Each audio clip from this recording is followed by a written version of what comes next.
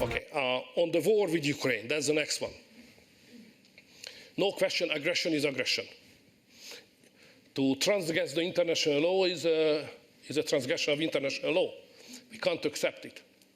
So I would not like to speak too much about that because it's obvious. But the question was how we Europeans will react on that. And we did not in a proper way. I do remember when the similar crisis happened with Crimea.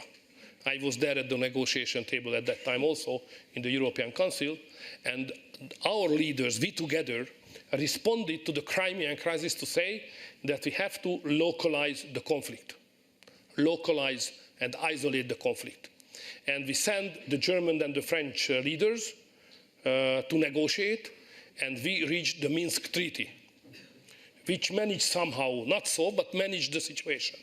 Nowadays, when this Donetsk conflict erupted, our response was just the opposite, globalizing the conflict, not localize, but internationalize and globalize the conflict.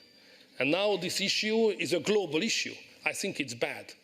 It's bad for everybody. It's bad for Europe, it's bad for the Ukrainians, bad for the Russians, it's bad for everybody. Okay.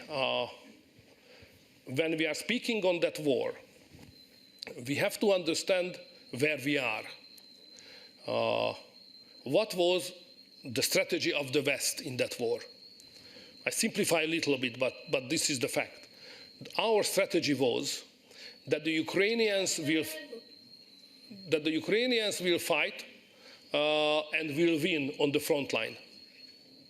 The Russians will lose on the front line. And that lose will create a change in Moscow. There will be a new leadership, and we can negotiate. Putin is a world crimer, crime maker, whatever. And the new leadership will be acceptable as partner for negotiation to the European Union. That was the strategy. We finance, the Ukrainians fight and die. Where we are now, it's obvious that the Ukrainians will not win on the front line. There is no solution on the battleground. Russians will not lose. There will be no political change in Moscow. This is the reality.